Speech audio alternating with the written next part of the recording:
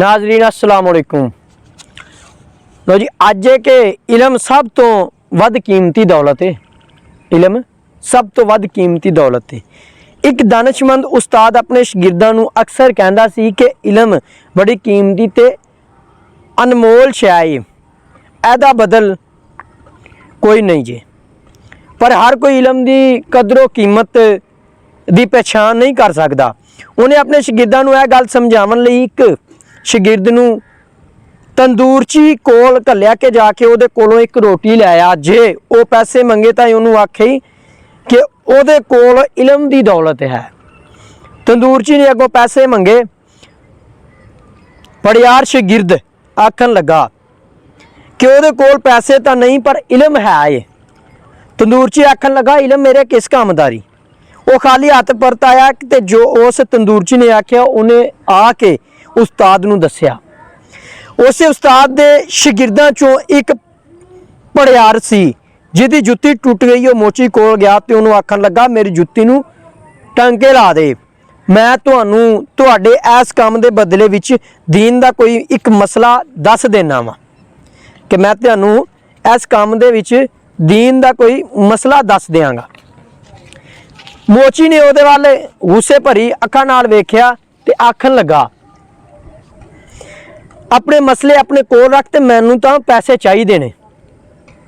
पड़ियार ने कहा मेरे कोल पैसे तो कोई नहीं। कि मोची ना मन्निया, सगों उल्टा आखन लगा कि उन्हें कभी पैसे ले बगैर जुत्ती नहीं गंढी, मुरम्मत नहीं की। पड़ियार अपने उस्ताद कोल गया तो सारा माजरा सुनाया। पड़ियार ने यह भी आख्या कि आम लोगों के नज़दीक इलम की कोई अहमियत नहीं। उस्ताद दानिशमंद सी, उन्हें पड़ियार नूं कहा कि कोई गल नहीं, तू इंज कर ए मोती लै या तो किसी सब्जी फरोश नूं पुछ के इस दी कीमत मोती के बदले विच की देवेगा।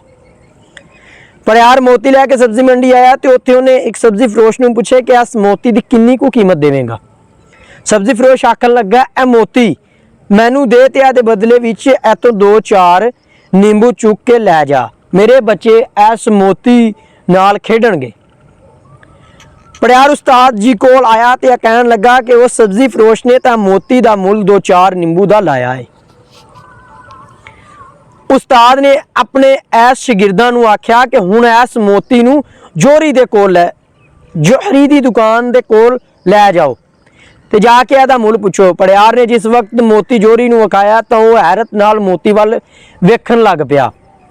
जोहरी आखन लगा कि जेकर मैं अपनी यह सारी दुकान भी इस मोती के बदले वेच देवां तद भी मैं इस अनमले मोती की पूरी कीमत अदा नहीं कर सकता। पड़ियार अपने उस्ताद को आया तो जोहरी ने जो जवाब दिता सी वो दसिया। हुण उस्ताद जी इस सारी कहानी दा अस्त कढ़दियां बोलदे पुत्रा हर शै की कीमत उस शै की अपनी मंडी विच हुंदी है ते इलम की कीमत इलम वालियां दी मंडी विच लगदी है। इलम की कदरों कीमत नूं आलमां वाले ही समझ सकते हैं। गाफल गंवार ते जाहल नूं इलम की अहमियत बारे किवें जानकारी हो सकती है। वो इलम का मुल किवें ला सकता है।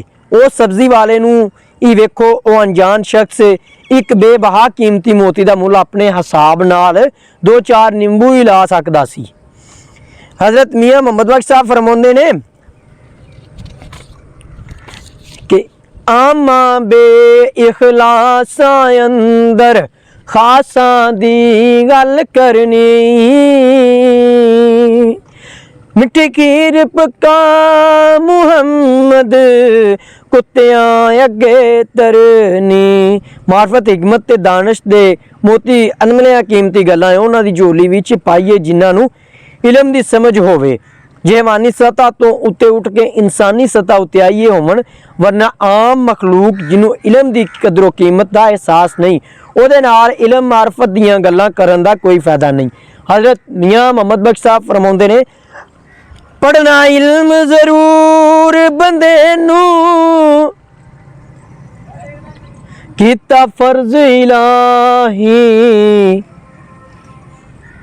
ते करदा इल्म दिले नूं रोशन होंदी दूर स्याही ते जिवें सूरज विच नूर तिवें है इल्म रूहे विच जाने नूरे बाजो सूरज पत्थर आदम जिन्स हैवान ने इल्मे कारण दुनिया उत्ते आवन है इंसाना